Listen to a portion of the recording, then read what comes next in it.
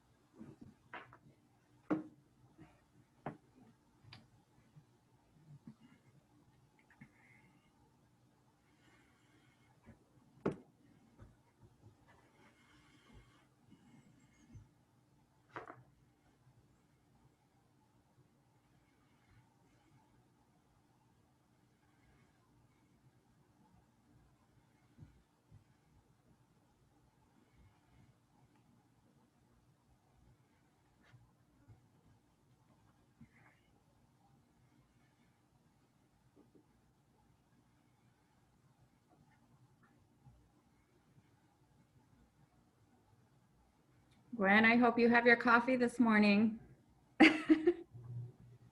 My tea kettle is running on my husband's desk. It is too early for coffee, I've decided. Okay, so tea, I like it. I may wind up staying off camera because my internet keeps going warbly. So I'm only one slide, but just letting you know. Okay, thanks, Mary.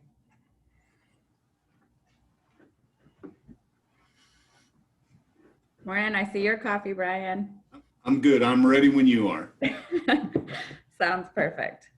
Well, we are 2 after the hour, so I know people will continue joining, but definitely want to be mindful of everyone's time and get started. So we will do that. So good morning, everyone. It's so nice to see your names and faces. Welcome and thank you for joining our 4th and last quarterly CoC convening of 2020. Just as a quick reminder, we started doing quarterly CoC meetings just this past year. And believe it or not, if you remember, our first one was in January and there were 100 or so of us gathered in a room at United Way on the 2nd floor, packed in. It was standing room only. And we were together in person and it feels like a lifetime ago. But what I wouldn't give to be in person with all of you today. We missed our 2nd quarterly meeting, which was kind of at the height of all of this and when we were all trying to figure out what to do. And then we came back together in Q3 to really talk about the launch and kickoff of the ESG COVID funding. And here we are today for our 4th and final CoC convening of this year. We will get back together in January for another round, and we'll do some vision setting then and really talk about the state of homelessness in January. So again, thanks for joining today. I do want to give a reminder for those who've lost track of days and time. It's Blur's Day of May Tempbury. Just kidding. It is November, if you've lost track, and it is November 17th. So we're halfway through another month. So thank you all for joining. My name's Chelsea Herring-Cozy. I'm with CHIP. You are going to be hearing from a lot of folks this morning, particularly in the first half of our call, a lot of community partners that are going to be talking about some of the really great work that continues to happen despite the pandemic to move our collective work forward and to make sure that those experiencing homelessness are getting connected to services and housing. So why are we convening this morning? Again, part of it is coming together as community and the importance of that. It's to continue to have open communication as there's always a lot going on and oftentimes hard to share with everyone what all is happening. And so these meetings provide that space to be able to talk about and share the work that's happening so that we are all on the same page and that we continue to reinforce our shared agenda and our collective commitment to ending homelessness. And so that's why we're gathering today, to keep those lines of communication open and to really reiterate that despite what's happening in 2020, there's really phenomenal work continuing, and our community partners are still moving our collective strategies forward. I want to center us all today before we get started in our collective vision, and just to keep coming back to that vision that we all created together as part of the Indianapolis Community Plan to End Homelessness. And that vision is, we believe everyone in our community has the right to be housed and connected to care, and the care that they need, that meets people where they are and addresses individuals' barriers. It's really important, I think, that we continue to focus on housing. I think all of us have known this for a long time, but everyone has become so acutely aware that housing is healthcare. It is the best way we can keep each other and everyone healthy and safe, is to have permanent housing solutions for people. With that, I just want to make sure to give a reminder, not that any of you need reminders, of the importance of continuing to do our part and to support our staff in adhering to public health guidelines. I'm sure you all have been watching what's happening not only in Indiana and in Indianapolis, but across the country with rising COVID infection rates. It's so important that we continue to wear masks, to make sure masks are available to all of our staff and folks we're working with, and that we're adhering to all of the public health guidelines that are coming out, so that we can do our part to stop the spread of this infection. So thank you all for continuing to do that and to reinforce that with those that you're working with. Okay, so for today, just a couple housekeeping reminders. As you all come on, everyone is muted. So when we get to open discussion, make sure you unmute yourself. It's great if you can share your names on your tile so we know who's joining us and can refer to each other by name. And for speakers, for those who are going to be presenting today, make sure you just give a brief introduction to yourself before you jump into your section or slides, just so everyone knows who's talking, particularly those that might be on a phone. Please utilize the chat box. We'll continue checking chat. So as folks are going through presentations today, if you have questions, throw them in chat. And then when we open it up, we'll start going through the chat box first. Also, feel free to use any of the reaction emojis if you want to do high fives, hand claps, or let people know how you're feeling about what's being said. Okay, I think that's all we have for housekeeping.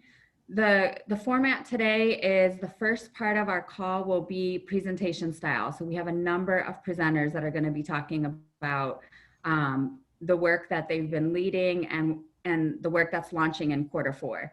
And then we'll open it up for discussion, Q&A, and for each of you, if you want to be able to share things we haven't touched on or things that your organization is involved in that you really want this group to be able to hear and get the word out about.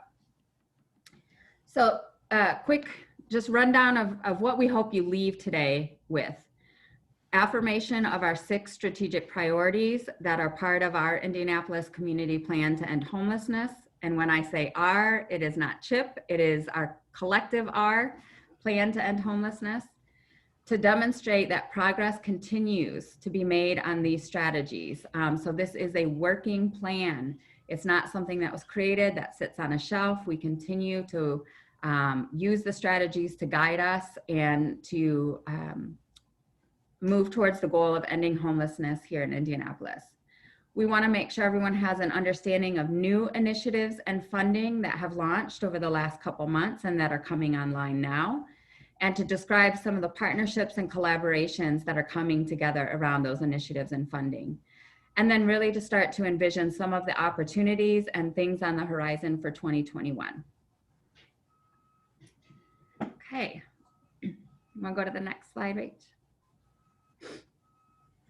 So quick reminder of what the 6 strategies are that provide us the framework for our Indianapolis Community Plan to End Homelessness.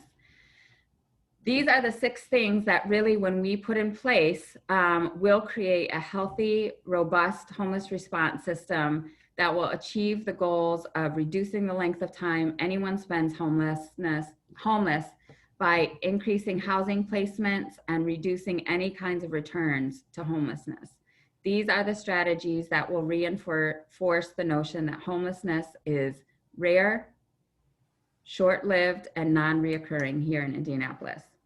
So the strategies that we'll be highlighting today and some of the work happening are strategy 1, which is really around optimizing our crisis response system, which includes our emergency shelter system, our outreach teams, looking at targeted homelessness prevention and diversion, really looking at that crisis response system to reduce the length of time anyone spends homeless and focusing on permanent housing as the solution. Our second strategy is, in order to optimize our crisis response system, right, we have to increase access to permanent housing. We have to have permanent housing solutions for people to go to. So that's inclusive of permanent supportive housing, rapid rehousing, and affordable housing. Strategy 3 is around expanding and enhancing supportive services to increase housing stability and prevent returns to homelessness. So this is really about investing and creating a high quality supportive services infrastructure to meet people where they are, to work with folks on housing plans, and to really address some of the challenges and barriers that may have led to someone's experience in homelessness, and making sure our provider community has the resources to continue supporting people, not only into housing, but throughout housing. Part of the way we do this is also by bridging and unifying other systems. So strategy 4 is really around unifying intersecting systems to prevent people from exiting into homelessness and to really reduce the number of people experiencing homelessness.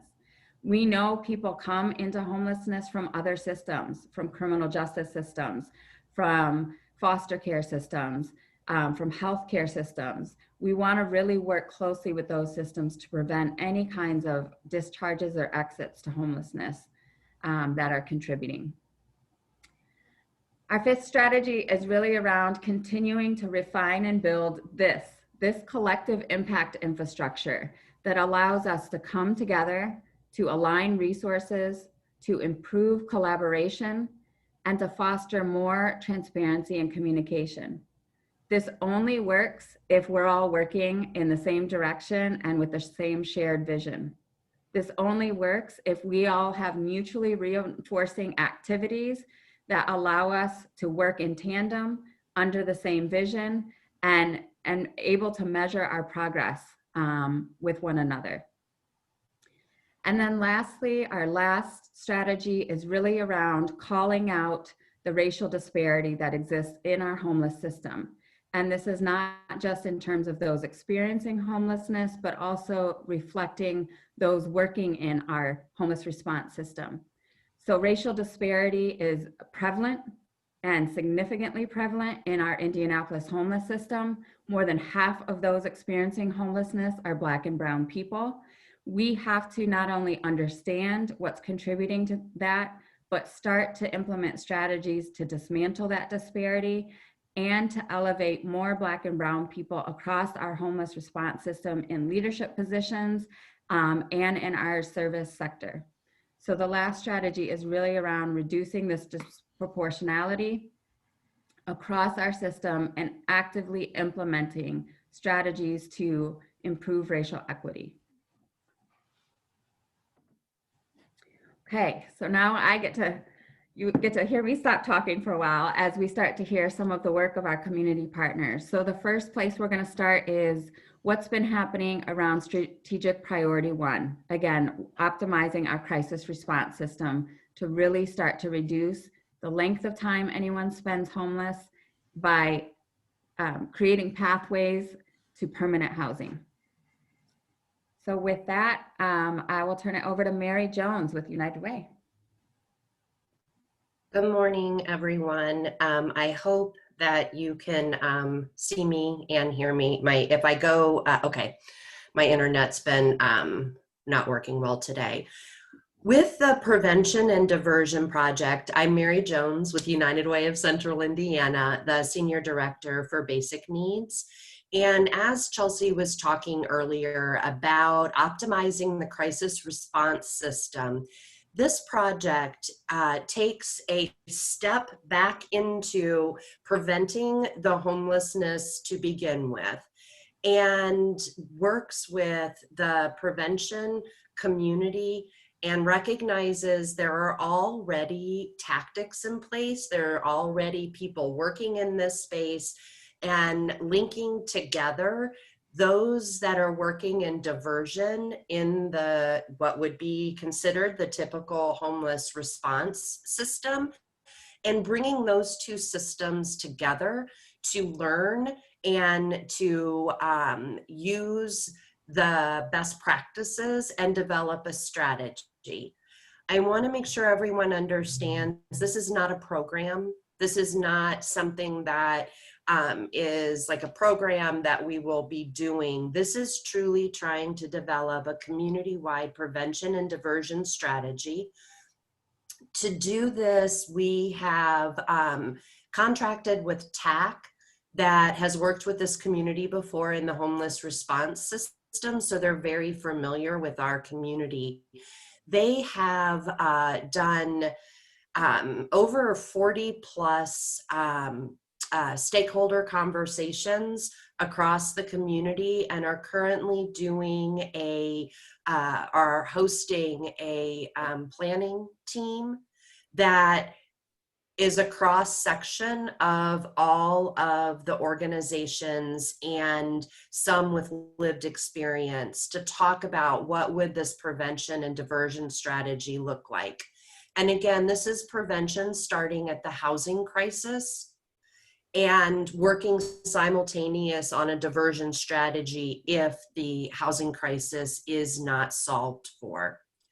How do we expand the prevention network so that we are incorporating more grassroots, faith-based, and others in the community that are truly a part of a prevention network and being able to work collectively? The prevention and diversion training and curriculum, once the strategy is built out, is how do we help inform and train across the community, those working in the system and those aiding and assisting, so that we are all following the same policies, we're all working together towards the same goals. During all of this, really also looking at a public policy agenda around eviction prevention. It very specifically calls out eviction prevention because it is a tactical move. How can what we learn help reduce the number of evictions by changing policy that are occurring in Indianapolis? This is not saying that it is the only public policy agenda or information that we will learn through this, but that is one specifically that we want to ensure we're focusing on. Indianapolis, as many of you have heard, has one of the highest eviction rates in the country. And that has continued even after the eviction information that came out in 2018. And certainly with the environment we're in right now, it'll only continue to go up. Looking at cross-system data sharing, thinking about that, I know many of you in the homeless response system struggled with this and actually and worked through it over the last 5 years. How do we have that coordinated entry system that is part of that cross data system sharing? And how do we expand the coordinated entry system? And I'm using the term loosely. HUD has its defined coordinated entry system that is a part of HMIS and is used as that path to permanent supportive housing. But that same type of idea, how do we front load a coordinated entry system that's focused on preventing the homelessness to begin with and having that diversion path? Diversion, as most of you know, is that creative housing solution problem solving that you do with individuals and families to divert them from shelter or literally being homeless. So again, this work is at the beginning. The plan, which again, this is like Plan C, was to start a pilot at the beginning of the year, but we've moved that back until February or March. We have been obviously delayed with a lot of what's happening in the community, and we'll keep everyone up to date and start including updates in the information that Chelsea sends out on a weekly basis, just so everyone can keep up to date with it. And I'll be on the call the whole time. So at the end, if anyone has any specific questions, put them in the chat. And if we don't get to them, I will definitely address them to the whole group later. Thank you, Chelsea. Thanks, Mary, and thanks for sharing the work. Again, this is a critical piece to really optimizing our crisis response system, in that it is preventing and diverting more people from entering the homeless system if there is a way to do that, if there is a way to work more upstream to really prevent people from having to use a crisis response system. What that allows us, those who really do have that emergency that cannot be immediately resolved, it helps rebalance our shelter system. It helps rebalance the work that the street outreach teams are doing to be able to more quickly work to resolve homelessness for those that really are in that crisis and have no other options. So the diversion and prevention, or prevention and diversion work, is a really vital piece to optimizing our crisis response system. So really excited and looking forward to having that system-wide strategy that crosses not just the homeless service sector, but our prevention network as well. Thank you, Mary. Okay, who do we have? But Leslie joining us to talk about some of the work of coordinated outreach. Yes, thank you. My name is Leslie Kelly. I'm the program director at Horizon House, and we are one of 3 partners that will be working to expand the coordinated outreach pilot that started about 1.5 years ago. We have applied for and are in the process of receiving CDBG COVID funding to create 3 new coordinated outreach teams. So this will expand on the process of having dedicated, and by that we mean, of course, all of the workers in the system are dedicated to their mission, but by dedicated we mean 100% FTEs that are dedicated to doing street outreach work with the focus on housing, and also doing that in a specific geographic region. So these additional 3 teams will build on the work that HIP and Horizon House through Eric Jensen and Mandy Stivers have started, and also build on the work that the Adult and Child Path team has been doing to really focus in on folks that are on the street in a specific geographic area, getting to know those folks really well, understanding their barriers. A huge focus will be on getting coordinated entry assessments done and completing all of the documentation necessary for those individuals to actually be referred either to rapid rehousing or permanent supportive housing through the weekly case conferencing.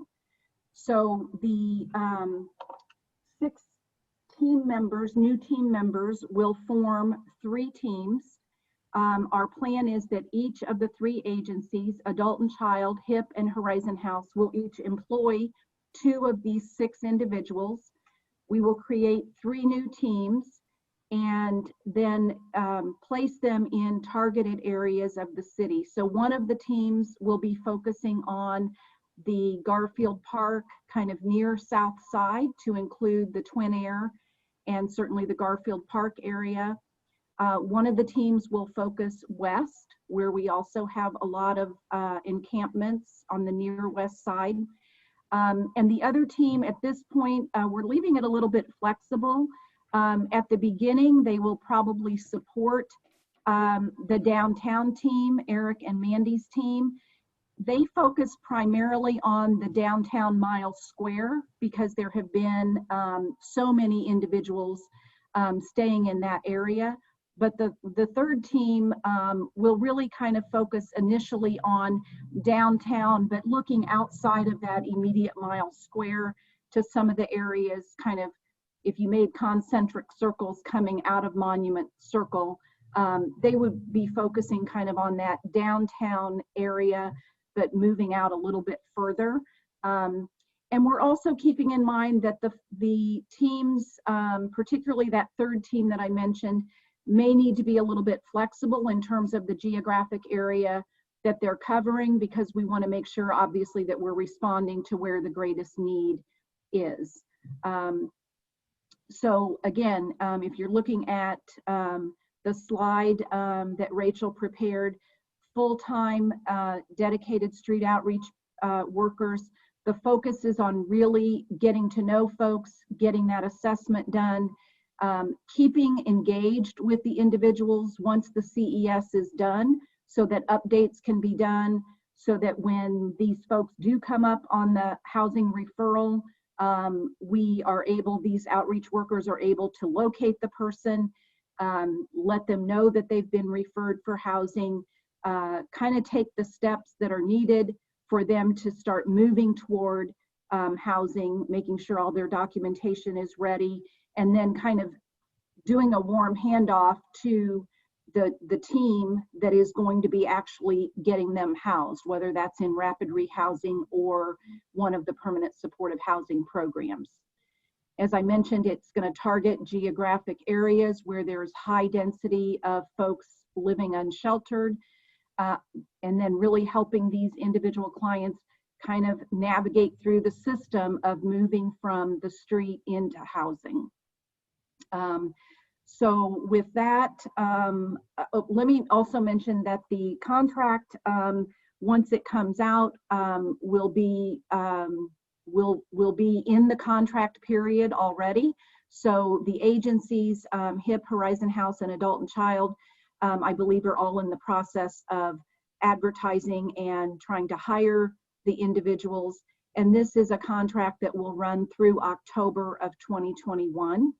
And as I mentioned, it is CARES Act money, so it will be focusing specifically on unsheltered folks that are at higher risk for COVID, as Chelsea kind of mentioned at the beginning of our meeting. So I know Kay is also on the call. I don't know if Kay wants to add anything to that, or if anybody from Adult and Child is on the call and wants to add anything. No, thanks, Leslie. This is Kay from HIP. You did a fantastic job of covering that. And Rachel, your slides really good. So thank you both. We're excited to get up and running with this. Awesome. Thank you all. Again, a great example of collaboration, of piloting, and seeing some really phenomenal outcomes from that original pilot. And you know, this is the goal, right? We experiment, we try, we pilot, and then when we see the outcomes of that work, how do we start to expand and scale? And so again, this is a great example of organizations coming together to really design and implement this work, and then really start to figure out how we scale it and sustain it. So thanks, Leslie, Kay, Adult and Child, for the work that you're doing. Okay, so we want to talk a little bit about, and again, we're kind of rolling through and just doing some highlights, but hoping it will spark further discussion and question at the latter half of our call today. We're going to talk a little bit about what's happening around youth and continuing to really build that front door crisis response system for youth and young adults experiencing homelessness. And Amy, are you talking about this, or do we have somebody from Adult and Child? Sarah, maybe? Yeah, Sarah's going to talk about it. Perfect. There you are. I see you. So yeah, we have a new program that helps like identify the youth and young adults that need housing assistance and does all of the coordinated entry assessments for young people. And the idea behind it is that the young people have that one go-to person so that we can make sure that the assessments are equitable and kind of in the same, done the same. And we plan to go and meet people where they're at, you know, go to the different community centers. And if someone's on unsheltered, then, you know, to work together to go out and do their assessments or help get them connected to resources. This is a we're partnered with Outreach Inc. So Adult and Child and Outreach Inc. will both have one staff member that is dedicated to doing all of the coordination and resources. And then with that, the YHDP came with some housing resources. So we have a true front door all the way through to housing. And we have a phone number. It's on the slide, and that's the direct number to get in contact with someone from the Youth Link team. And yeah. Thanks, Sarah. And again, are you going to be able to be on the call for the whole time in case there are questions toward the end? Yeah. Okay, cool. So again, really exciting work to help get youth connected right at that front door to the resources to help resolve their homelessness. So Youth Link is an exciting new initiative. Again, part of a systemic strategy to respond to young people and really understand the unique needs and meeting young people where they are. So phenomenal. Please get that number out there, that number, spread it far and wide so youth know how to connect as more and more youth resources are coming online. Okay, again, this is not an exhaustive discussion today, but really trying to highlight some of the things that maybe you hadn't heard about yet and that have really just been coming to fruition over the last couple months. So we're going to move into strategic priority 2 now, really looking at increasing access to permanent housing and the work that is happening and coming to increase those housing options. So first, we will kick it over to Leah to talk about the Indiana Supportive Housing Institute and the importance of this institute in really starting to build this pipeline of permanent housing. Yeah, thanks, Chelsea. Hi, I'm Leah Hicks from CSH, the Corporation for Supportive Housing. And we're excited that CSH is able to launch what will be our 12th Supportive Housing Institute. And each year during the month of November, we have the competitive RFP process, and that's what's going on right now. And you see on the slides that applications are due November 23rd. So we have teams that come together, developer owners, property management, and supportive service providers who come together and apply to be part of the Institute to identify. We are looking to develop supportive housing in a particular community. So this is Indiana-wide. Usually we have, it's varied over the years, 5 to 8 teams. I think we're looking at 6 teams this year. And you can get all the details in the app, but it will be integrated supportive housing projects this year. And IHCDA provides our funding, so we're so blessed to have that. And they have an infusion of Section 811 dollars and vouchers that have come to the state. And so we're blending that subsidy with our institute. So there's a lot more, obviously, that we'll all be learning with that. But hopefully, I mean, we know there's teams out there that are forming and ready to submit. But if you need more information, certainly reach out. You can, again, get the the RFP. And then in early January is when we make final decisions, and the Institute starts in February and is 3 days a month through May. And it's virtual. Shocking, right? But we got one live session in last February and then shifted to virtual. And so, but we still are excited with these teams coming together. And I believe over the last 11 years, there's well over 2,000 units of supportive housing across the state of Indiana.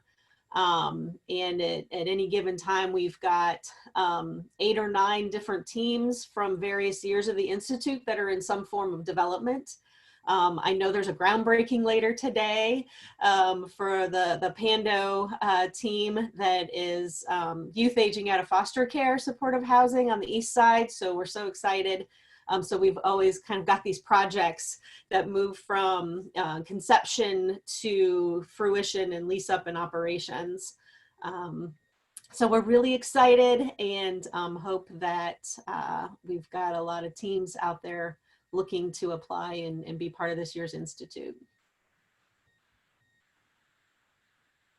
Thanks, Leah. Where are we going next, Rachel?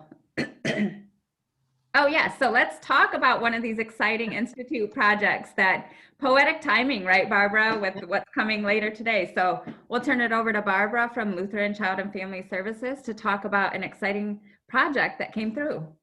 Hi, so yes, today we are doing the groundbreaking ceremony for Pando Aspen Grove of Community Heights, which we just call Pando because it takes a really long time to say the whole name. The name sounds kind of weird. What is this all about? There's a tree actually out in the west, I think Utah, and all the roots are interconnected. It's really basically one organism and it supports each other. So that's where the origin of that name comes through, the Pando organism, and it's that interconnectivity of all of us supporting each other, and that was our thought when we named the property.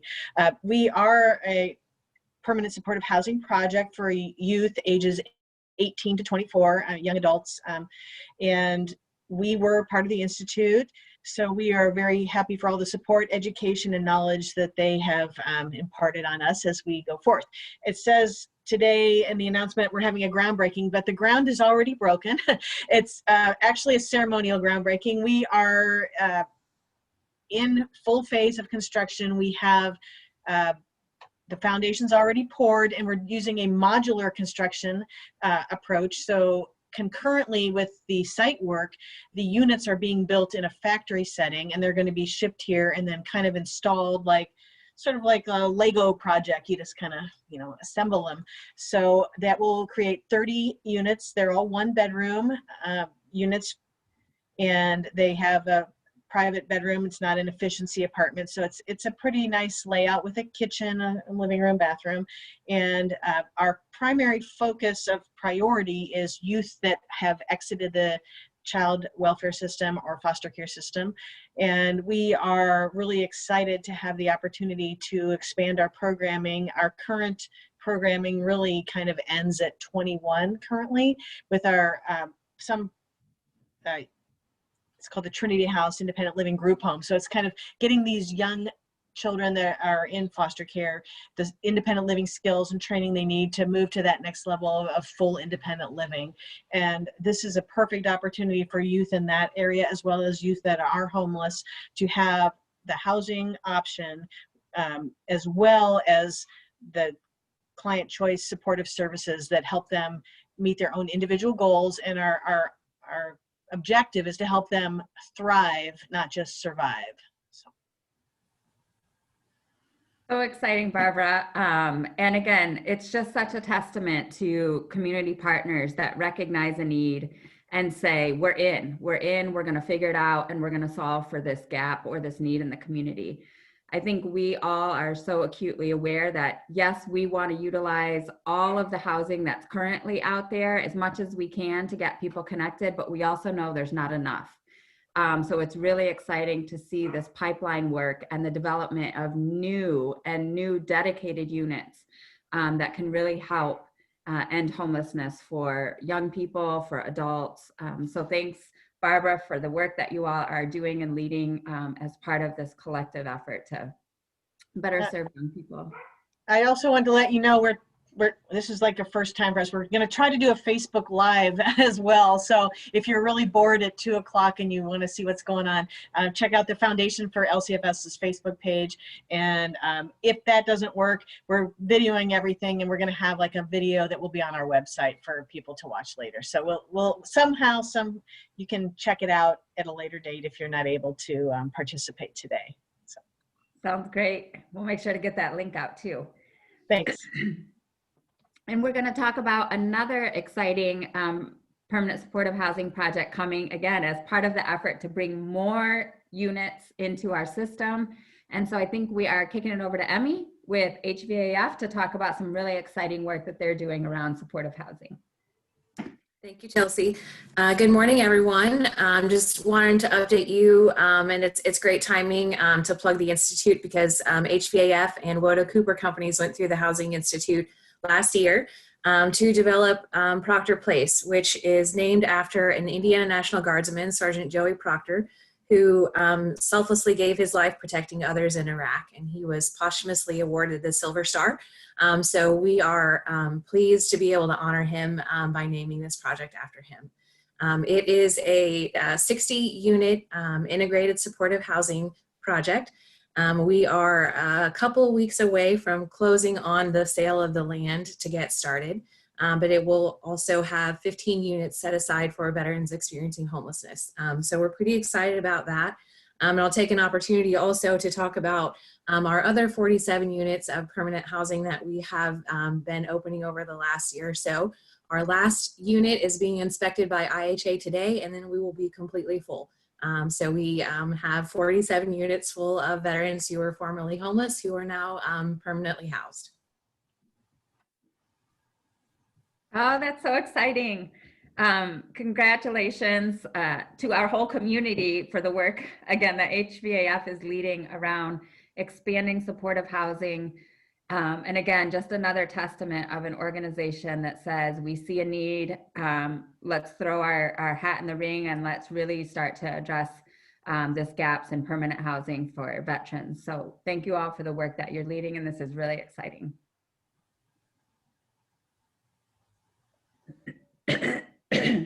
Okay, we're going to continue and then again, throw comments, questions in chat as they come up to just talk about the continued work around coordinated entry refinement. Part of, expanding access to housing is really streamlining that way people get connected to housing and the right housing interventions to really address someone's unique needs, barriers, challenges. So we will talk a little bit about the refinement work that's happening to make sure all of these housing interventions that are coming and that are out there, people are getting connected to really the right interventions, housing services to end their homelessness. Hi, this is Danielle Bagwireman, the Senior Director of Impact.CHIP. Coordinated Entry has had a little bit of a wild ride this year. COVID really kind of jumped us into overdrive with some of our refinement, specifically around transferring to doing assessments over the phone. So there are several different things of areas of refinement in our coordinated entry system. Coordinated entry, for those that aren't familiar, is really that common assessment that helps us assess everyone with the same tool and to be able to match people to the housing intervention and to be able to prioritize the resources to make sure that the resources are going to those that are the most vulnerable. So one of our areas of refinement is ongoing access point refinement to make sure that we have adequate coverage for our community. So what that's looked like this year is, again, making sure that we have phone options or phone times that anyone can call. So we have several different access points that have phone in call-in option times. There are some assessments still being done face-to-face, but the majority of the phone assessments are being done over the phone these days. We're also continually looking at our data on a regular basis to see, where people are coming into the system most and making sure that we have adequate coverage there.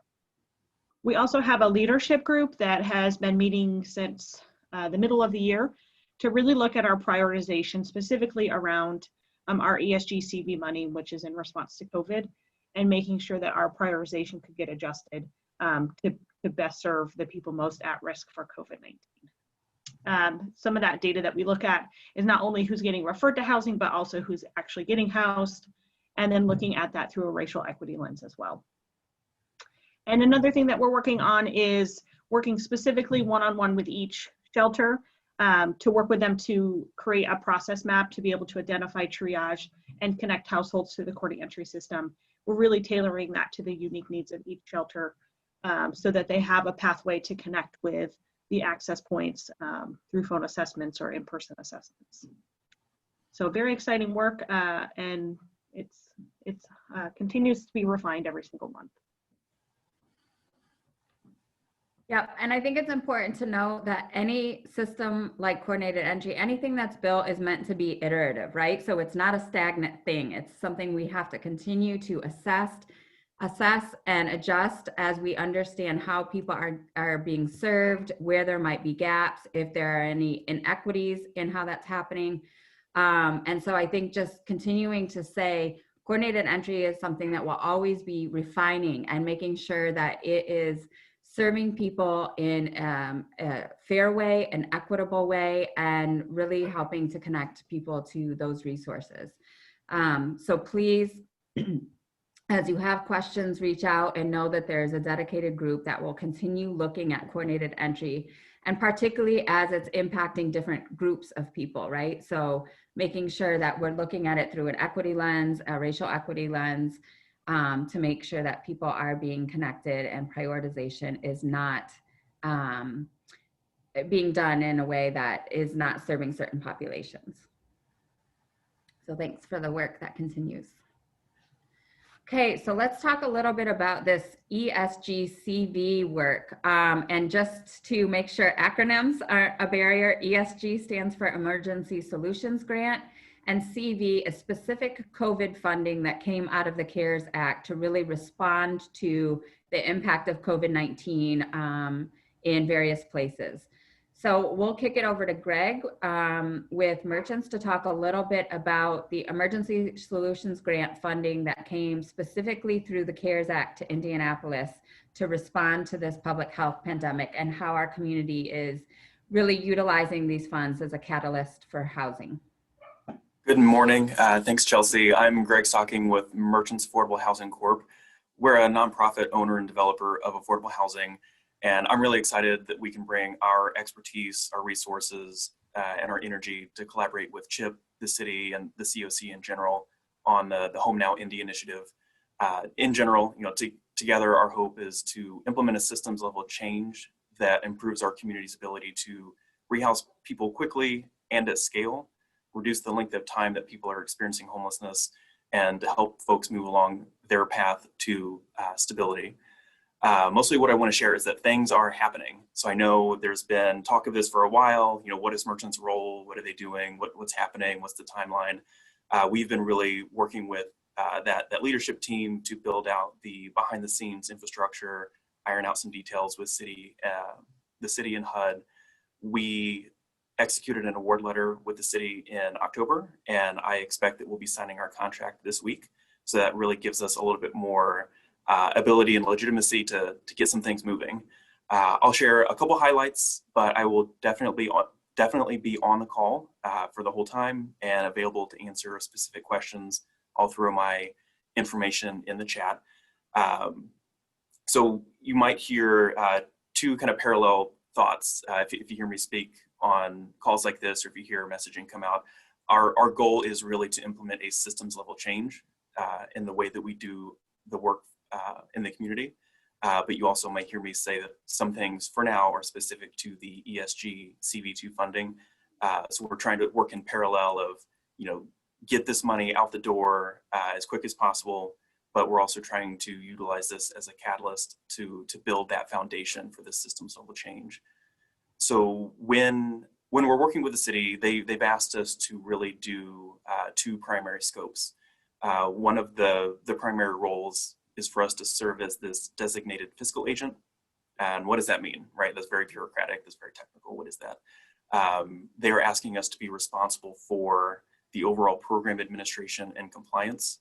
What we're hoping to bring to this role is utilizing our knowledge of rental assistance programs and identify ways to make the program rules and regulations work in our favor, instead of having them be, additional barriers for the folks trying to access the housing. We're trying to find out what flexibility, what streamlining, what efficiencies can we bring to make the programs work better for us. In general, I think centralizing some of these program administrative activities is just going to be better for the system as a whole. Again, we're going to have that efficiency. We're going to be more familiar with what we can do, what we can request waivers for, but we're hoping to pull some of that administrative burden out from the service providers to let those agencies focus on, what they do best, that client engagement, that housing navigation, that case management. But we're also hoping to be a central point for the city. Instead of having multiple organizations doing work in parallel, we're hoping to centralize some of that work here as the fiscal agent. With the rent subsidy, that to us, that's more than just cutting checks, right? We want to be good stewards of the federal funds, but we also want to be strategic with that funding that we have available. So for the owners, we really hope to be a one-stop shop for the owners and landlords to not only recruit new owners into the program, but also retain them, nurture those relationships, be a single point of access for the programs, and over time build that trust as we add more programs to the Home Now Indy initiative, as we're adding more subpopulations with maybe different barriers or different needs, to really have not just a pool of units, but a Rolodex of relationships that we can lean on as that fiscal agent. And the other major component of that fiscal agent scope is to administer contracts with service providers. So again, even though the merchants team isn't doing the housing navigation and case management services, that funding is flowing through us. We recently released and awarded an RFQ, request for qualifications for these services. And I'm really happy to share that HIP, Horizon House, Aspire, and Sandra Eskenazi will be partnering with us as service providers. So they will be receiving the coordinated entry referrals, doing the initial housing navigation, as well as that ongoing housing case management. We'll administer the contracts, we'll help facilitate the claims. And I also wanted to share that we are working with Adult and Child's ACT team currently to help identify housing through the ESG CV2 program for folks that are already tied to them for case management. Again, like I mentioned, for now, our scope is a little bit tied to just ESG CV2. We're looking to expand this out to make that those efficiencies, the access to that housing pool, some of that centralized approach more broadly available.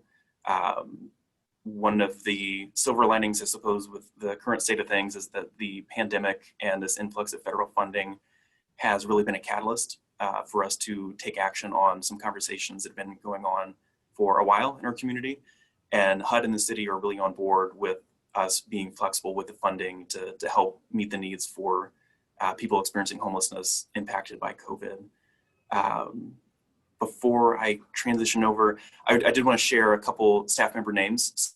So Angie Haas has joined our team. Some of you may know her from her work at IHCDA. Her and I worked together on Section 8 programs, other rental assistance programs. She also has previous experience with direct case management for persons with a disability. And she's also worked with ESG before. So I think she's a great addition to our team to help me look after the fiscal agent program compliance aspect of the scope.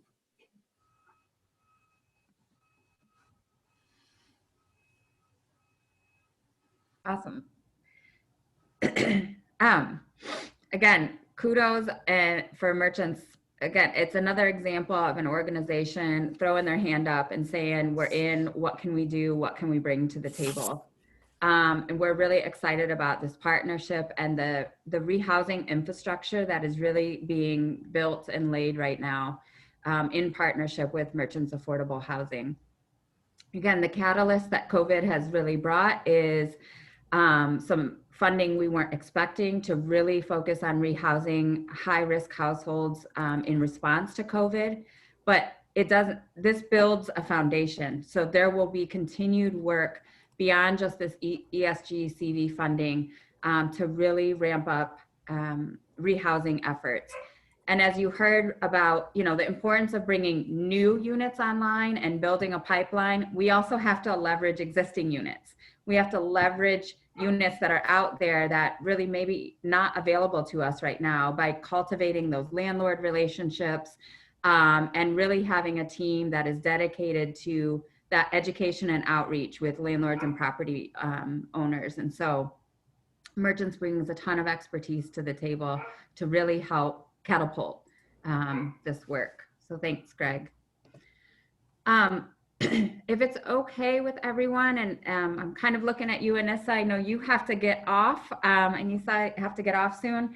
So if it's okay with everyone, we might jump ahead for a quick minute because we definitely want to give some time to talk about some exciting work that's happening around young people, and particularly young people involved in foster care system.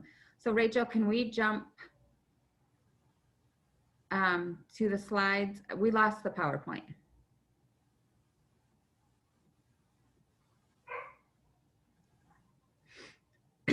There we go. Okay, perfect. So can I turn it over to you? Sure. Thank you for that consideration.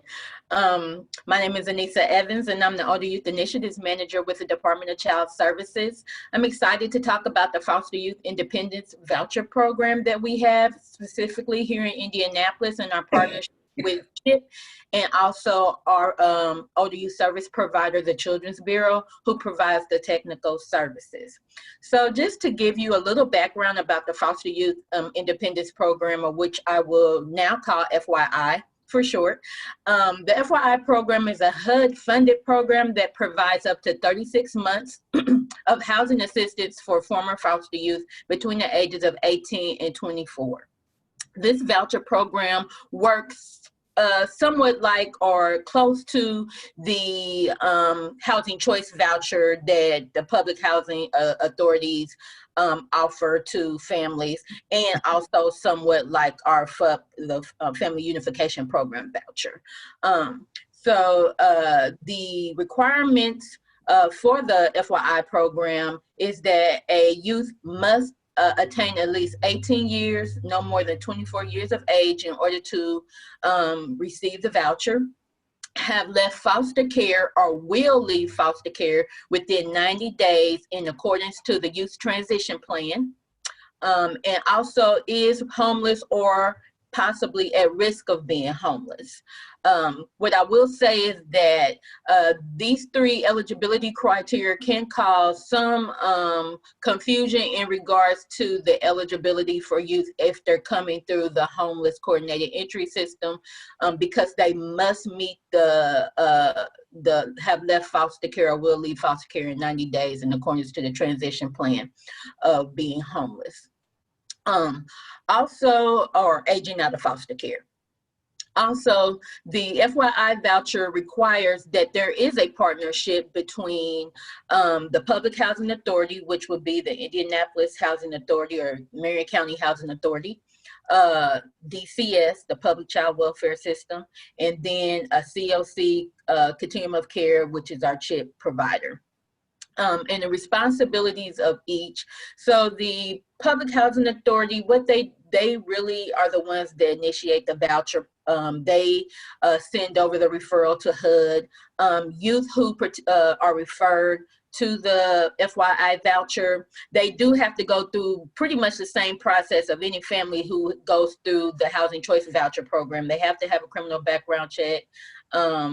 And they have to go through a series of, go through the apartments, and the apartment has to accept the voucher. So when we are talking to our young people about participating in the program, what we do want to let them know is it's still a process and there's still work on their end that needs to be done. The public DCS, what we do is we identify and we verify the youth foster care status. So we send in a foster youth verification letter so that this verifies that each youth who has aged out of foster care, have had some foster care experience, has that letter to identify that. And that is a state letter that we give to all of our youth ages 14 and older. That started around 2014, 2015, when we began to initiate that process. And so if the youth does not have such a letter, then they can contact the DCS local office, myself, and whomever in their community, and with DCS, and we can ensure that they have gotten that verification letter, or will get that verification letter. And then the Continuum of Care provider, CHIP, then identifies youth as well who come through the homeless system, and also ensures that the youth goes through coordinated entry.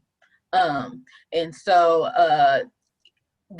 each city that rolls out FYI does a little bit different based on the capacity and needs of their community. What we do is we try to prioritize youth that are most at risk of being homeless or are literally homeless. And we want to work together. I think this is a good partnership between our agencies, the Public Housing Authority, CHIP, as well as DCS, and our ODU service provider, Children's Bureau, working together to ensure that we are providing services to our young adults who are experiencing homelessness or might have some housing stability issues, so that they can get more services in education, employment, income management, and those things that really would alleviate those housing barriers.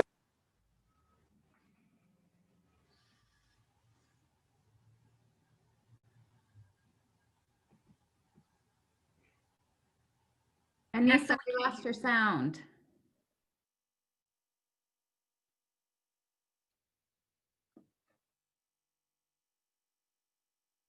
I do apologize. My computer sometimes does not like Zoom, so I do apologize. I'm not sure where I left off, but what I will say is that the partnership, we feel like is much needed within the Indianapolis community, and that what we want to do is work together to ensure that our young adults who are aging out of foster care, or who have aged out of foster care, have housing and success through services that can be provided through the ODU service provider, which is contracted by the Department of Child Services. We want to make sure that our youth have their needs met, and they have the tools that they need to be able to sustain housing once the 36 months has ended. Now, what I will say is that the Public Housing Authority does have the ability to ensure that even after the 36 months have ended, or the youth, the young adult, excuse me, I hate to say youth, young adult reaches the age of 24, that youth can transition over to the Housing Choice Voucher. It is up to the Public Housing Authority to make that determination, but most across the state are doing so, and so youth do have the ability to move into the Housing Choice Voucher if it is needed. Thanks so much, Anissa. I know you have to jump off, so if there are questions, we'll try to answer what we can, and then we can bring questions back. Sure, please do. I know that there's still some things in regards to the Housing Choice Voucher that we as a team between the Public Housing Authority and DCS and CHIP, we need to try to, clean up and make sure that we get flyers out there about how youth are eligible, and also what that eligibility process looks like within the department. So I think that we as a team, we have been aware of that, and we are working together to strive to make this a better process. Absolutely. And thanks, Anissa, for joining. No problem.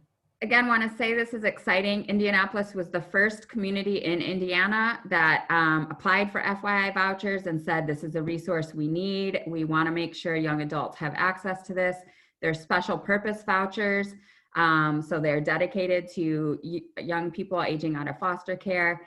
And it's really exciting. So, we're 1 year in and continuing to, again, refine and adapt the process so that it's working for everyone, but a much needed resource for young people. So thanks for jumping around a little bit with us. We wanted to make sure Anissa had some time before she had to jump off for another engagement. So we're going to backtrack a little bit and go back to talking about the work that Merchants is doing as it leads into strategic priority 3 around, as we continue to build housing resources, bring more housing online, engage more units, engage more rental assistance. We also have to make sure there's robust supportive services in place to really support that end-to-end rehousing and housing stability process. And that's really what strategic priority 3 is about, expanding and enhancing our supportive services to increase housing placement, stability, and prevent returns. So Greg, I'm going to kick it back to you to kind of pick up what the team is that you are working with, what they're doing to help support this piece of supportive services. Yeah, thanks. So the other major hat that we're wearing, in addition to that fiscal agent scope, is the housing acquisition team. Puns, not good. So our other goal is to really, meet some of those concerns that I think we've all felt with rental assistance programs of where are the units. We are having trouble finding units, especially at scale, getting owners on board to kind of trust in the service provision and work with us at that at that partnership level. So we have a team that is going to primarily focus on building out that inventory of available units. They're going to engage landlords at that systems level, and we're going to do that by marketing flexible financial incentives as that centralized approach, right? So there's flexibility that we have with the CV funding that allows us to reduce some of those barriers, give us more of an opportunity to incentivize new owners to come in, address some concerns that they might have with potential lease violations or tenancy behaviors. But it's kind of opening a door for us to have conversations, not just with individual property managers, but really at that executive level, at that corporate level on down through the regionals and the on-site staff to really, explain the programs, explain our goals, what's our role as merchants, why do we believe in the program, and really identify what those barriers, those hesitations, those perceived issues that they have. But really talk to owners as owners, right? Use that language that they're familiar with in property management. Talk about the health of their asset, their concerns around vacancy and property performance. Part of that conversation is for us to serve as that landlord-facing team across the board, right? We want to be that go-to one-stop shop for the owners, from that initial engagement conversation all the way through lease signing, as well as ongoing occupancy. I think one of the benefits of us having those service provider dollars flow through us as an entity is that makes it easier for us to have those conversations, not just with the owners, but with the providers and even the individuals that are their tenants and our program participants, so we can all work in partnership to maintain that housing. We don't want to just be the agency that cuts the checks for them. We want to go beyond just providing that financial incentive and those monthly rent payments. We see our role as that ongoing support to not only positively represent the participants and the Home Now Indy initiative, but be a source of support for the owners, right? Be there when they have questions or concerns, and really develop those relationships to expand out the availability of housing that we're going to need to serve other programs. The other function that kind of supports our role as this housing acquisition team is to be the database administrator of the PadMission system. Some folks might have heard about PadMission and what its functionality is. It's one of those tools that we're using along with some market data and some other resources to strategically look at what inventory is out there. What is that low-hanging fruit? What areas of town or what types of assets aren't currently engaged in rental assistance programs like the ones that we'll have at Home Now Indy.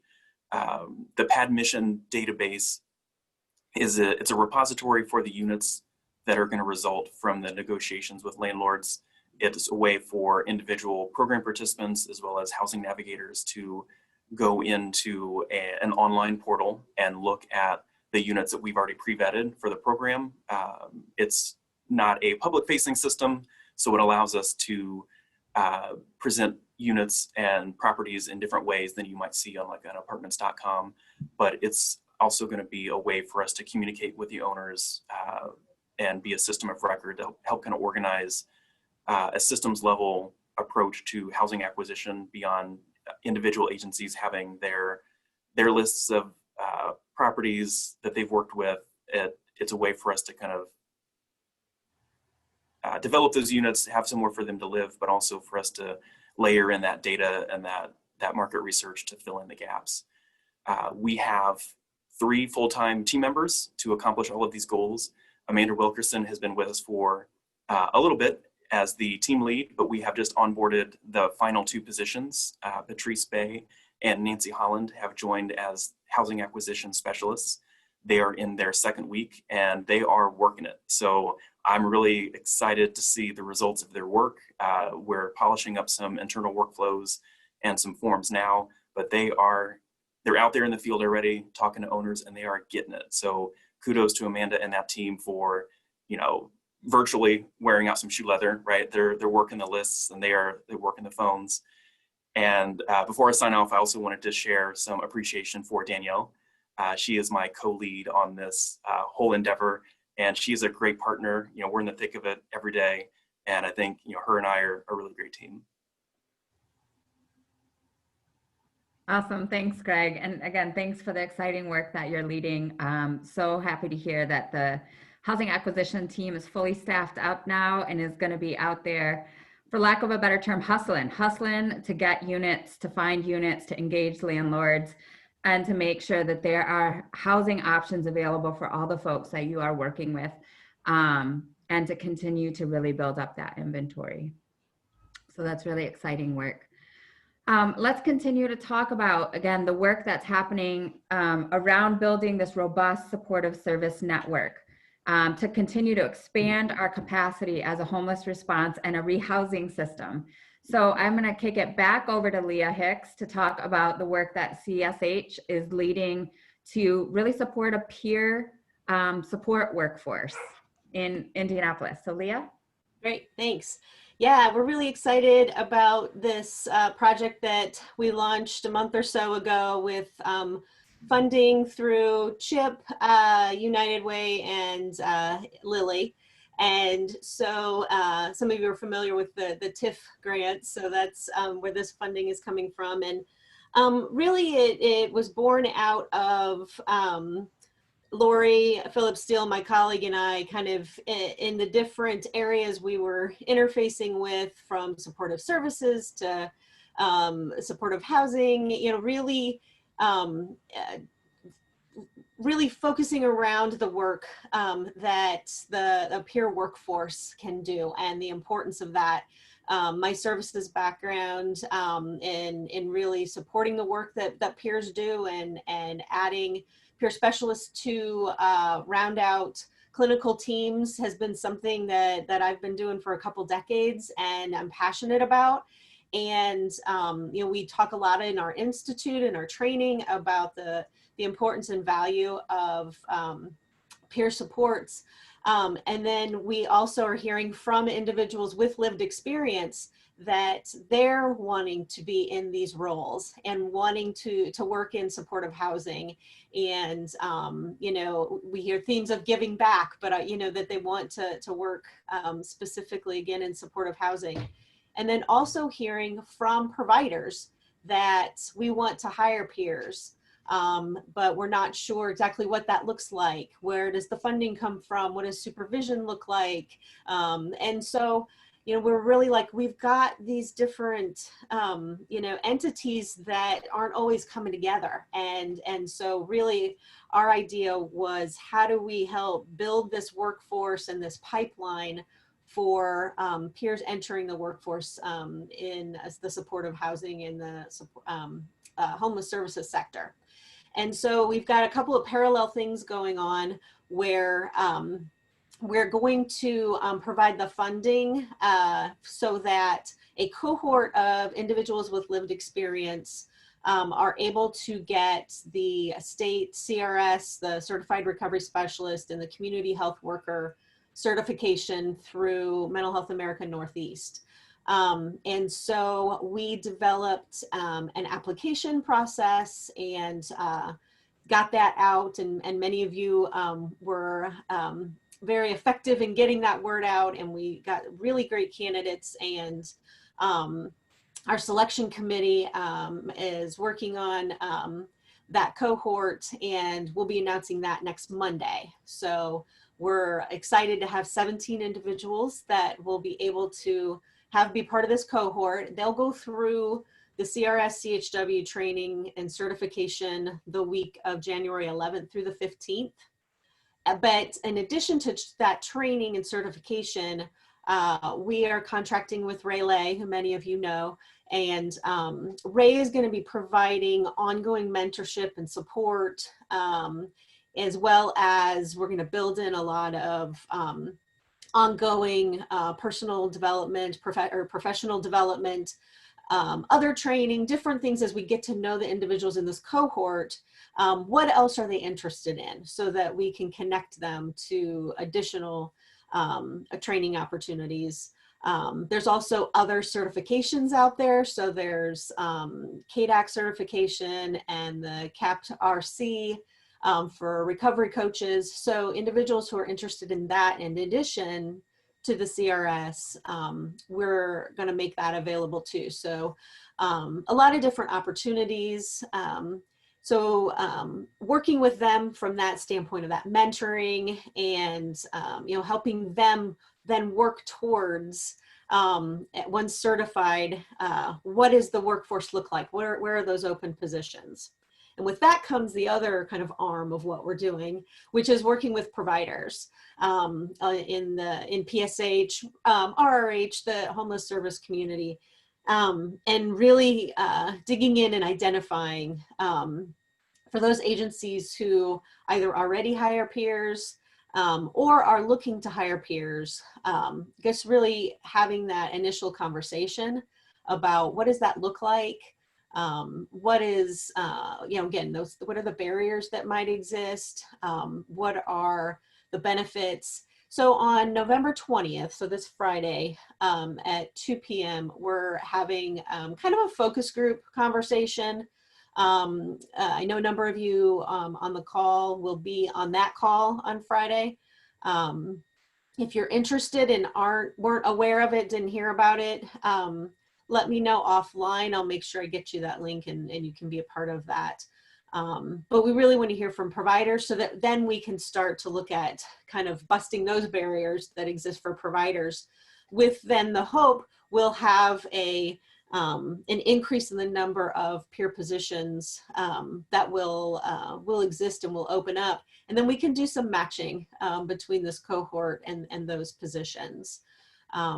So we're really excited. I also love the fact that we were real intentional when we sent out our application that we wanted to have a diverse cohort, that we wanted to be inclusive in looking from the standpoint, and Chelsea mentioned this at the start of today's call, that when we look at the disproportionality of Black and Brown individuals who are in our homeless community, we want to have peer specialists and persons with lived experience who look like and have the experiences and that the persons that we're serving have. And so we're excited that we do have a diverse cohort, and we think that will make for even richer opportunities for all parties involved. So we're so excited. We have this funding through June, and again, our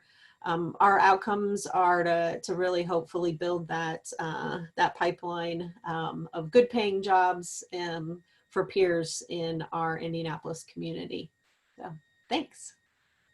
Thanks. And I do have to hop off, so please feel free to reach out to me. I'll put my info in the chat if you want more info. So thanks. That's great. Thanks. And yeah, if you could throw your email in case anybody wants to be in the Friday discussion.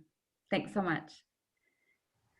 Okay, so we're going to continue to press through, realizing we're at 10:20 and we definitely want to have time for Q&A. So we're going to work really hard to wrap up the presentation by 10:30 and then open it up. So want to turn it over to Rodney Stockman to talk about the exciting work that has happened and continues to happen related to the Housing to Recovery Fund and the work to build that sustainable source of supportive services for people in housing. So Rodney, can I turn it over to you to talk about the Housing to Recovery Fund? Good morning. I'm Rodney Stockman. I'm the policy director for the Mayor's Office of Public Health and Safety.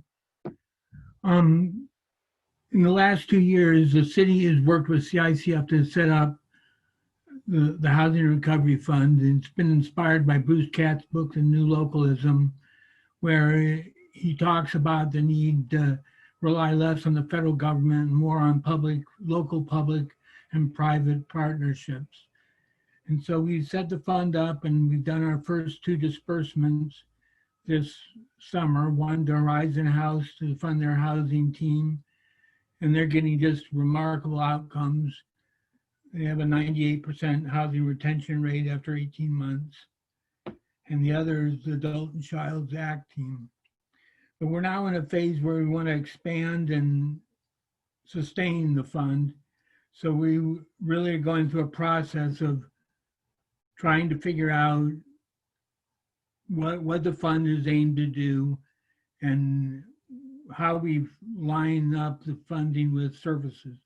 Too often in our system, the services we deliver are a result of the funding we have and not the individual. So we really wanted the Housing Recovery Fund not to be gap funding, but really alignment of line services and funding.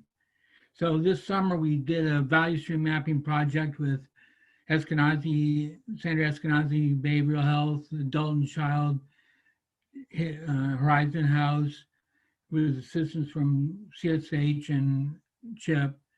And we did a value stream mapping of the process people enter into supportive housing and how they get services. Can you go to the next slide, please? So that process really identified pain points where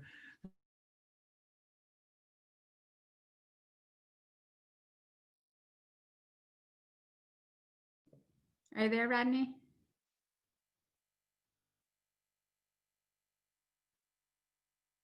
All right, let's give him a second to see if he unfreezes.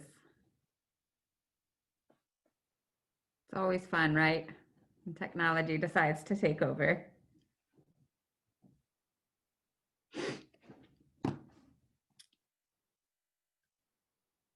All right, let me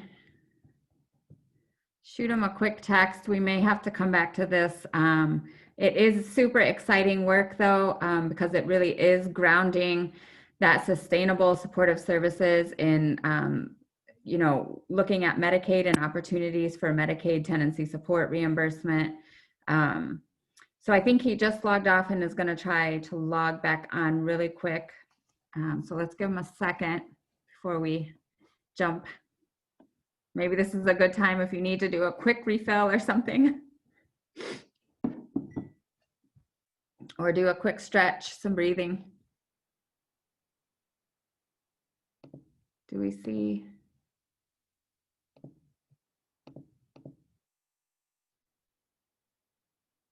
Okay, well, let's give him a little time to come back on. Rachel, if we could maybe move ahead and then we can come back. Oh, wait, I see him in the waiting room.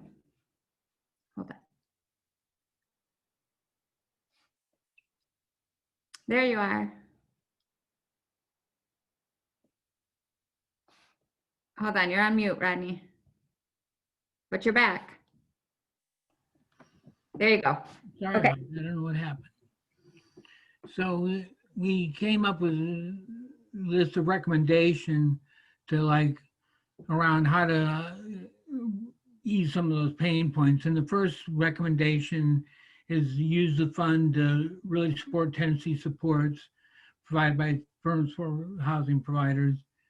The second one is to confirm, adopt, and implement standards. And we're an outcome-based contracting, so this is all about outcomes. And so we really want to establish standards and outcomes around homeless housing stability, contact with criminal justice and the health systems. Wanting to make sure the fund supports housing stability services for people not enrolled in community mental health center programs. Really adopt a true housing first model with peer supports and training around housing first and how the fund can really allow us to pay for services necessary for housing first. One of the things we found is that when someone goes to supportive housing, getting qualified for services, documents is a problem. So how can we use technology to like make it easier for people to be enrolled in services? Implement process to meet clients where they're at, and that's really what the fund really is all about, is being very client focused. Coordinate proactive tenancy supports regardless of provider, treatment plan, caseload, and funding source. So we really, again, are using the fund to like make sure that it's real client focused and not program focused. And then finally, for those who aren't eligible for MRO services, to be able to apply services for those folks while they get lined up for MRO. So these recommendations are being implemented as we speak, and this afternoon, the Housing Recovery Fund Planning Committee is meeting to like talk about sustainability. And it looks like we're gonna try to get the goal of raising $10 million and making the funding sustainable. So I'm really excited about this. This is kind of a dream come true for me of how we can get robust services into supportive housing to keep people housed. Absolutely. Thanks, Rodney. And again, this is a vital piece to, we know HUD funding is critical and important, but we know we can't rely only on public and HUD funding. And so this is a great example of ways that we're looking at our local community and really trying to bridge investment of public partnerships, private partnerships, philanthropic partnerships. So again, it's a testament to a vision that Rodney had a long time ago that is coming to fruition and really building a local infrastructure to keep the good work going. So very exciting work, and will continue to grow over the next several years. And the fundraising goal has doubled from when it was first launched. And so that's really exciting. Thanks, Rodney. Okay, we're gonna probably just kind of pick and choose a couple things left so that there's some open discussion and Q&A at the end. So we'll talk a little bit about some work happening under creating strategic partnerships and connecting intersecting systems. And want to make sure Jim has some time to talk about the Assessment and Intervention Center and the work that is going to be continuing, but also launching when the AIC opens in less than a month, which really starts to bridge the work of systems, criminal justice systems, our homeless response systems, and healthcare. So Jim, can we turn it over to you to talk a little bit about the AIC and make sure everyone kind of knows what's happening and coming? Sure. Good morning. It's Jim Richter. I'm the clinical director, excuse me, at Sandra Eskenazi Mental Health Center. So the Assessment and Intervention Center is really the next iteration of the Reuben Engagement Center. Reuben opened in 2017. I'm sure everybody on this call is quite familiar with Reuben. The charge of Reuben was to serve homeless neighbors who were either experiencing homelessness or at risk of homelessness. The AIC, and also have had, used to be 72 substance use within the last 72 hours. Over the last year, we've moved that to just substance use. The AIC builds upon Reuben to expand the population served. So the AIC is part of Mayor Hogsett's criminal justice reform, and it is located on the new criminal justice campus on the southeast side of town off of Pleasant Run and Prospect. So the Assessment and Intervention Center is meant to act as an opportunity to link individuals to treatment who are really encountering touch points with the criminal justice system. So for example, one of the core functions of the AIC is to really work on pre-arrest deferral, meaning that IMPD has the opportunity to evaluate an individual based upon certain criteria to determine if the individual is really somebody who's experiencing the symptoms of substance use and or mental health, and to be able to get them to the AIC where we would be able to assess and link the treatment. So the referrers really for this will be IMPD, our community partners that have been our partners with Reuben, the behavioral health court system, emergency rooms, primary care. So really any place where an individual would touch that is either a high utilizer of services there, such as like emergency services, either in the community or in an emergency room, those individuals that, you know, say for example, someone who is picked up by IMPD for syringe possession, which is a class 6 felony, the officers would have the choice to be able to have the individual, to not arrest the individual and have them go to the AIC, where then we could link them to treatment. The AIC opens 12/1. It has the potential for 60 beds. It is really a dual purpose location. There are 2 floors. We conceptualize the first floor as really the assessment part. Not everybody that comes there would go to the housing unit. So if somebody comes in and they are already linked to services, they have a variety of protective factors, they have some place to go back to that is safe, there is the potential for us to assess, find out what happened in this moment that led them to the AIC, and then to be able, with appropriate follow-up, to have them go back to their living environment and follow up with their treatment provider. If the individual needs linked to treatment, then they will go to, if they need linked to treatment, they don't have an appropriate place to return to, they will go upstairs. And I just saw a question regarding Reuben Engagement Center. The housing unit upstairs is named after the Reubens. So there's each of the wings is named after the Reubens. The upstairs housing unit has the potential for 60 beds. We will open with 30 and following the guidance of our internal, of the cities and Eskenazi Health's infection control and facilities teams.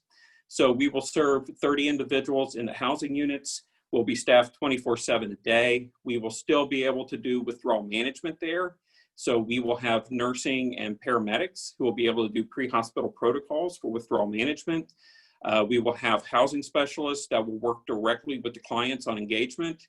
We'll have a clinician daily to be able to help with assessments, especially around substance use, and conferring with the team to help people get into the right treatment setting at the first go around, to try to be as successful as we can with linkage to treatment. And then we are working the final phase of posting and hiring peer supports for there as well, to be able to provide wraparound in the community upon discharge. We are not a treatment facility. By contract, we're not a treatment facility, so this is not a clinic.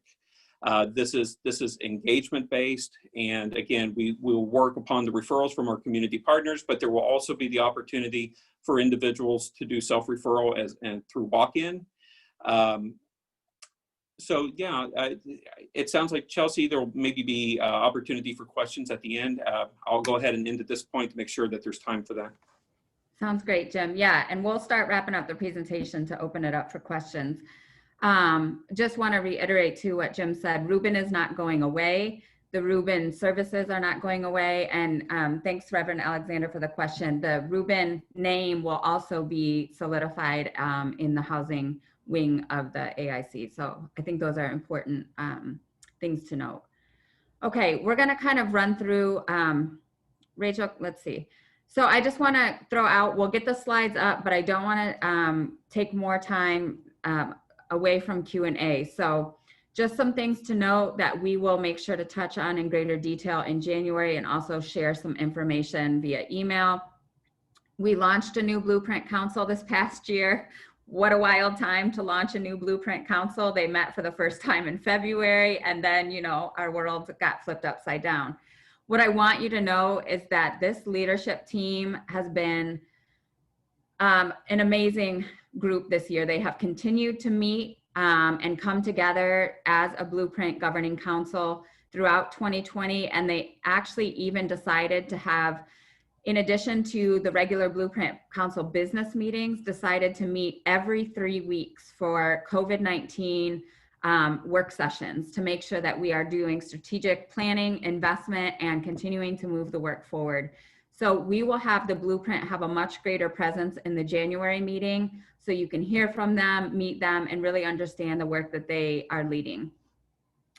A data quality plan was launched this year. That's been pushed out and will be pushed out through the quarterly data dive labs that Chris Lockich is leading. Just want to make sure everyone's aware that this is a new data quality plan to continue to improve our data so that we better understand, and our, meaning our community data, so we understand what is happening in our homeless response system and how we are doing to meet the needs of those experiencing homelessness. So more to come on this, and those of you who are involved in the quarterly data dive labs, you'll really be getting into the meat of this data quality plan to ensure we have good data to drive performance and decision making in our community. All right. And then we will also make sure to talk much more in January about the racial equity work that's happening. There's already a group meeting diving into the data, particularly around coordinated entry, and looking at it through a racial equity lens. And the Blueprint Council has a subgroup that is working on creating a racial equity framework for Indianapolis and our CoC. So we'll make sure to give significant time in January to that work. Quick things just put on the radar coming in 2021, knowing we'll convene again in January. Lots of work happening around youth and young adults related to the youth homelessness demonstration program. Again, racial equity, we have to implement and embed this work across our system, continue expansion of rapid rehousing and this rehousing infrastructure, and continuing to improve our data quality across systems so that we really can know how we are doing and if our homeless response system is working. So those are all things we'll make sure to touch much deeper in our January convening. So with that, oh yeah, a couple of quick events that we'll share out coming up. There is a Q&A session later today around winter contingency that will be led by the Center for Women and Children at Wheeler, just to make sure everybody knows what's happening. So if you need that link, we can share it out. There is on Thursday a lunch and learn at noon on youth and young adult homelessness. So if you want to hear more what's happening there, please join that free lunch and learn. We are still planning in some capacity a homeless person's memorial service on the winter solstice.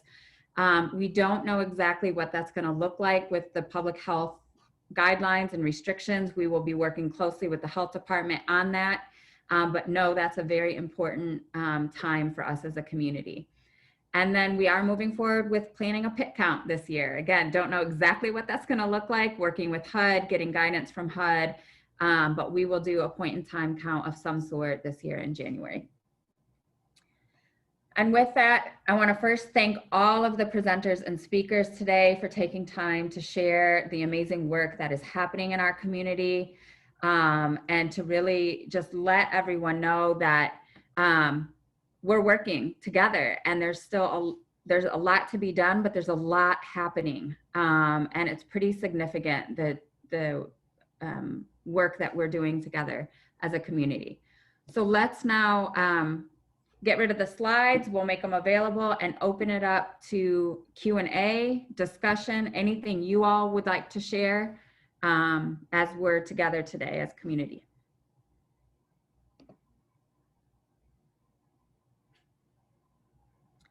And I'll start looking through the chat, but please feel free to jump in and make sure you unmute yourself. Hi everyone, I'm Diane. I'm with Exodus, Refugee and Immigration. My program is called SAS, and it's Services to Asylum Seekers. So the problem is that they are legally, actually they are physically in, but not legally admitted. So they have immigration paperwork, they've been through immigration. Most of the time they're couch surfing and are just one step away from becoming homeless. And most of these people can't work because they don't have a social security number. So it takes them quite a while to go through the process And I just wanted to say thank you for all this valuable information and what an amazing job you're doing. And if anyone has any ideas on how to help this population of asylum seekers, I would so appreciate your feedback, and my name and number is in the chat. Thank you. Thank you, Diane, and thanks for sharing your information. I think that is a conversation definitely to be had. So thank you for raising the challenges that you're facing with the folks you're working with. And we can schedule some time together to kind of really talk through what you're seeing.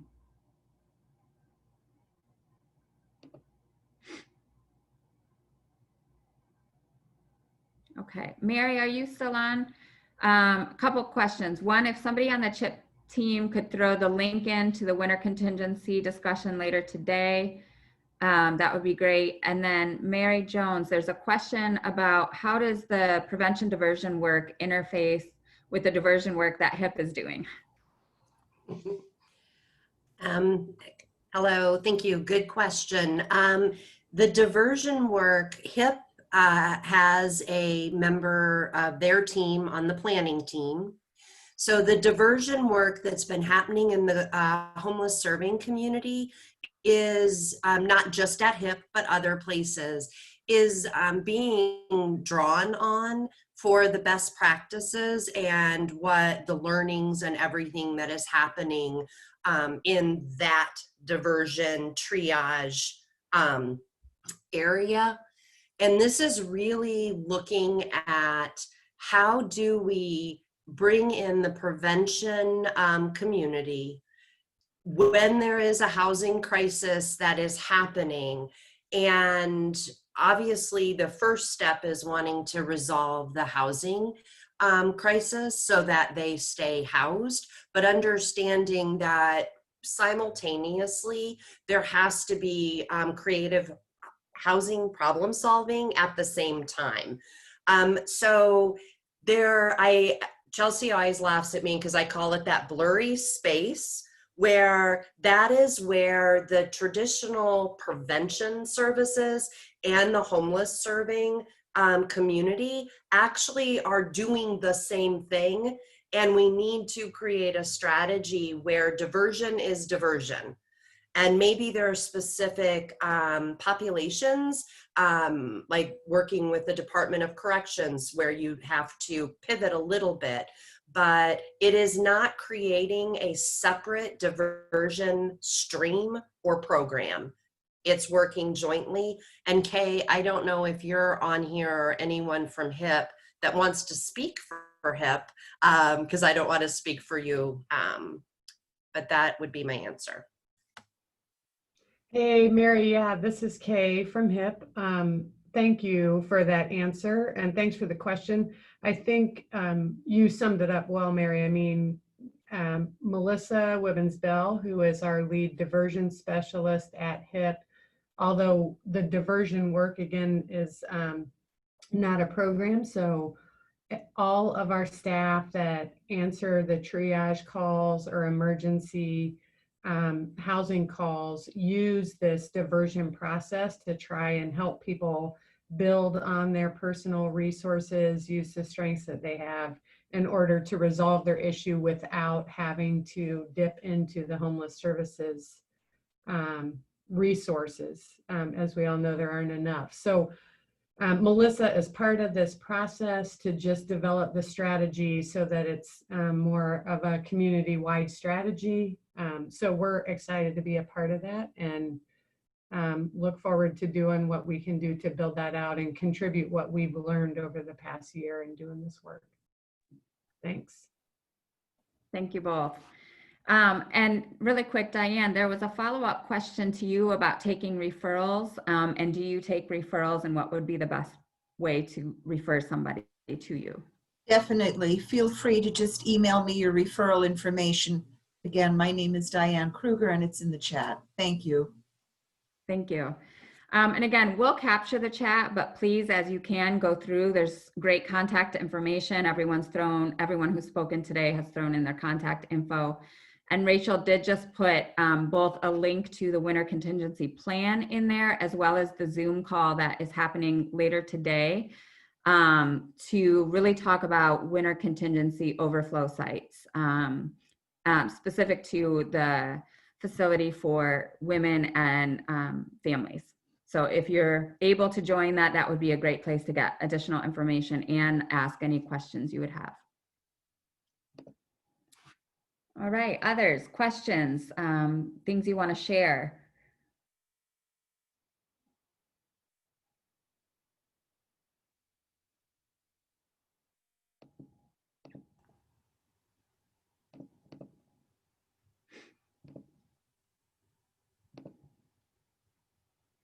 In the silence while we're waiting for a minute.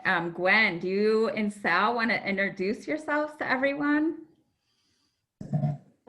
Sure, just real briefly. I'm Gwen Beebe. I'm one of the new data analysts at CHIP. I'm on the West Coast, so if you ever need to get a hold of me in the morning, you don't hear from me right away. That's probably why. I'm going to be doing a lot of dashboards and performance reporting, so if you've got any questions about those things, send them my way. Thanks, Gwen. We're thrilled to have Gwen on board, but a reminder, she is in Washington, so it's super early when we start at 9 o'clock for her. But really excited to have her on board. And Sal, how about you?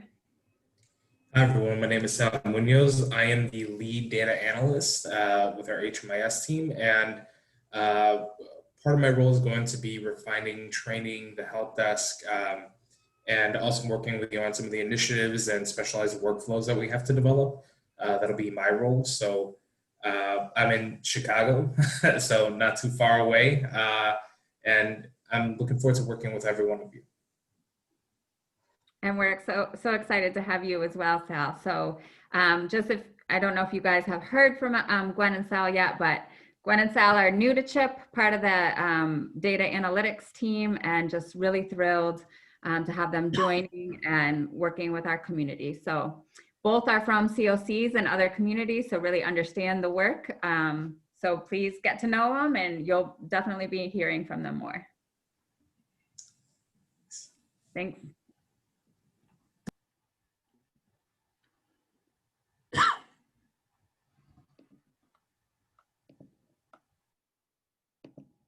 All right, other questions, things you want to share for the good of the group? Any new folks that want to introduce themselves?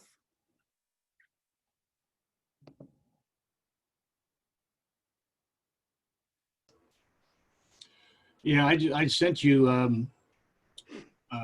a chat directly to you, but apparently you didn't get it. I was just curious, is there any plans to start up the faith-based and veterans committees in the future?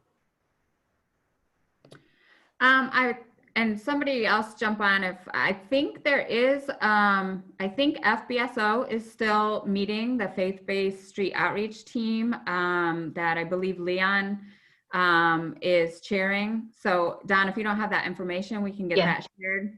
We'll get it over to you, Don. They meet in the evening now because it's more convenient for a lot of the faith-based outreaches. So that may be why you fill out the appointment. But yeah, I'll get your information over to Leon so you get added back to that appointment. Yep, and there are a number of veteran implementation groups meeting right now. They've kind of reorganized on. So again, we can get a list of what groups are out there meeting right now. It's not one large committee anymore. It's kind of multiple different working groups. So Rachel, we can share that out and make sure, Don, you have that information.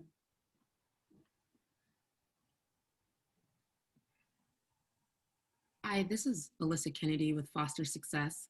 I just want to say thank you for all the resources that I've heard during the duration of this call. I've heard a lot of things that we are going to be pushing out to our older foster youth. If you guys don't know who Foster Success is, we are a statewide organization that supports older foster youth as they transition into adulthood. And we are dipping our toe into housing, so this has been very helpful. So thank you. So good to see you on here, Alyssa. And again, Foster Success is doing great work. I know you all are working on, again, getting information, not just out in Indianapolis, but statewide around the resources for foster youth. So really glad to see you today and continue working together. Thanks, Chelsea. Hey everyone, this is Leslie Brooks with Street Outreach Animal Response Initiative. Thanks for all your great work. Just wanted to let you know with SOAR Initiative, we'll try to be doing more trainings for everyone about and how we can help with in permanent supportive housing, homeless shelters, and other situations where people have pets to make accommodations for them. And we recently did a vaccine clinic at Partners in Housing facilities at Gladstone and Linwood Apartments to try to make sure that all the pets in those facilities are updated on their vaccines. So we'd be willing to do that at other locations as well. And it went really well. So you'll be looking forward to hearing a lot more from us as we're trying to get that information out to everyone to make sure housing is definitely low barrier for these pet owners. Thanks, Leslie. And again, another organization doing phenomenal work to keep humans and pets together. And when that can't be, to at least provide some foster support. So hopefully that reunification happens. Leslie, as you mentioned, and I would love to talk more about what this could look like. You know, I think there's a lot of education that could, education and training that may be needed to really help providers, to help us all really understand what could be being done to keep humans with their pets, knowing that sometimes that separation becomes a barrier in and of itself, right? And so how do we make sure we're supporting those relationships and then utilizing the resources out there as necessary? I know as more and more of these hotel facilities have come online, right, that wanting to make sure everyone is aware of how to partner and connect with SOAR to avoid any kind of loss of that pet-human connection. We don't want people to have to surrender or make really hard choices about their pets to be able to access shelter and housing. So I think the more education and training would be fantastic.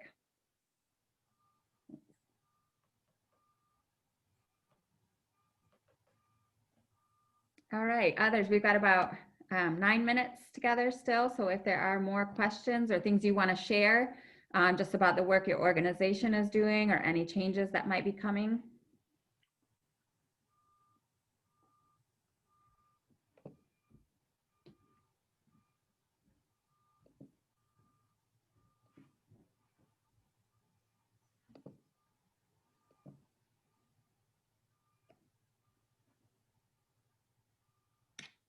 No?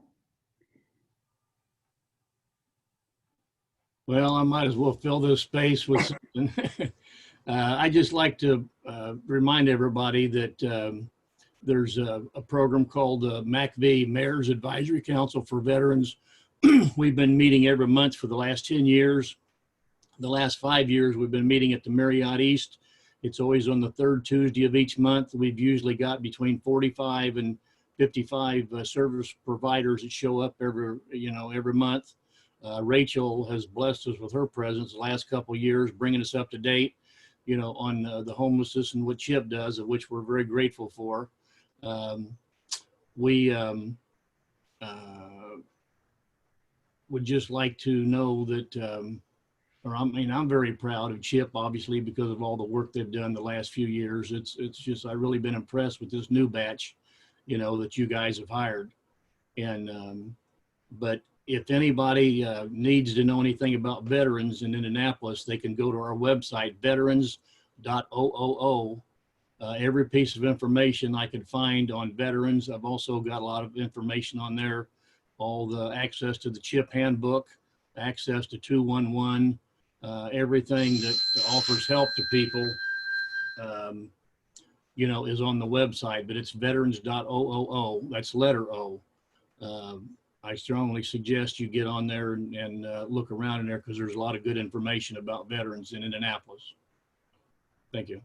That sounds great, Don. And we'll throw that, Rachel, can you throw that website in the chat and we'll make sure people have a link to that and can connect. And then Don, if you have an email you want to share, we can do that as well so people know how to reach out to you. I'm sure a lot of people do already, right? But maybe some new folks. Okay, everyone. Well, I'm happy to give 5 minutes back, especially to those of us who stack our days, right? It's nice to have a few minutes maybe to catch your breath. So we'll make the slides available, and the session today was recorded, so we'll clean that up a little bit and get the recording posted on the CoC website as well, so you can reference that. We'll have another convening in January, so stay tuned. We'll get that Eventbrite out sooner than later, so you have that on your calendar. And just want to thank you all for your time. I know it's hard to be on Zoom for 2 hours. Thank you for sticking with it, for staying on. And most importantly, thank you for what you're doing every day in this community. Thank you for continuing to show up and to support one another and to support those who are experiencing homelessness. I truly believe that together we are much stronger than we are when we're out there trying to do this on our own. So thank you for that. Continue showing acts of kindness, acts of love, and acts of complete acceptance. So it's good to see all of you. I miss you. I wish we were packed in a room together one day maybe. But keep doing what you're doing. And again, keep showing kindness to not only yourselves, you deserve kindness to yourselves, but keep showing it to each other. All right. Thanks everyone for your great work. Thanks Chelsea for your awesome leadership. We're so lucky to have you. Oh, I'm so lucky to be here. I feel honored. So thank you all. Talk to y'all soon. I second that, Chelsea. Back at you, Leslie. Thank you.